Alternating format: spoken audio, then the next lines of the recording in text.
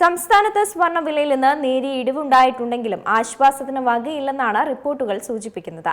3 ദിവസങ്ങൾ കൊണ്ട് 4560 രൂപ കൂടിയ ശേഷമാണ് 200 രൂപയുടെ കുറവ് വന്നത്. സ്വർണത്തിന്റെ ഭാവി ഇനി എങ്ങോട്ട് എന്ന ചോദ്യമാണ് ജനങ്ങൾക്കുള്ളത്. സ്വർണം വാങ്ങാൻ കാത്തിരിക്കുന്നവർക്ക് ഇന്നും ആശ്വാസത്തിന് വകയില്ല. ഇന്ന് ഗ്രാമിന് 25 രൂപയും പവന് 200 രൂപയും കുറഞ്ഞിട്ടുണ്ടെങ്കിലും ഇത് ആശ്വാസത്തിന് വക നൽകുന്ന കാര്യമല്ല. 1,07,600 രൂപയാണ് ഇന്നൊരു പവൻ സ്വർണം വാങ്ങാൻ നൽകേണ്ടത്. 3 ദിവസങ്ങൾ കൊണ്ട് 4560 രൂപ കൂടിയ ശേഷമാണ് ഇന്ന് 200 രൂപയുടെ കുറവ് വന്നിട്ടുള്ളത്. മാത്രമല്ല, ഒരു പവൻ സ്വർണം ആഭരണമായി വാങ്ങണമെങ്കിൽ 3% മുതൽ പണിക്കൂലിയും നികുതിയും ഹോൾമാർക്കിംഗ് ചാർജുമൊക്കെ ചേർത്ത് 1,22,000 രൂപയെങ്കിലും നൽകേണ്ടി വരും. അതിനാൽ തന്നെ പൊന്നു വാങ്ങാൻ ഇനിയും നാളുകളെണ്ണി കാത്തിരിക്കണം. 1 ലക്ഷത്തിന് താഴേക്ക് വില എത്തുമെന്ന് പ്രതീക്ഷിച്ചിരുന്നെങ്കിലും അതിനെയെല്ലാം അസ്ഥാനത്താക്കിക്കൊണ്ട് സ്വർണം വീണ്ടും കുതിക്കുകയാണ്. രാജ്യാന്തര വിപണിയുടെ ചുവട് പിടിച്ചാണ് കേരളത്തിലെ വിലയിൽ മാറ്റം ദൃശ്യമാകുന്നത്.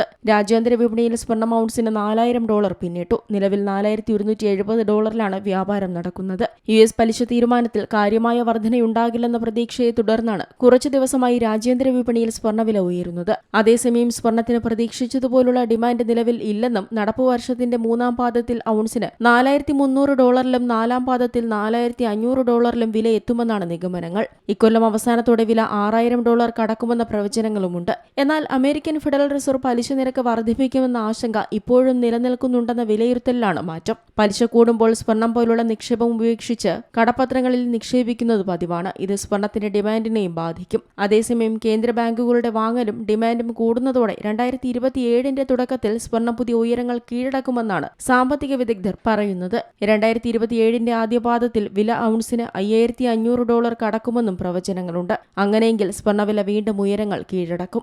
Business desk, Zee Malayalam news. ഏറ്റവും പുതിയ വാർത്തകളും വിശേഷങ്ങളും വിരൽത്തുമ്പിലറിയാൻ സീ മലയാളം ന്യൂസ് എല്ലാ ഡിജിറ്റൽ പ്ലാറ്റ്ഫോമുകളിലും ലഭ്യം.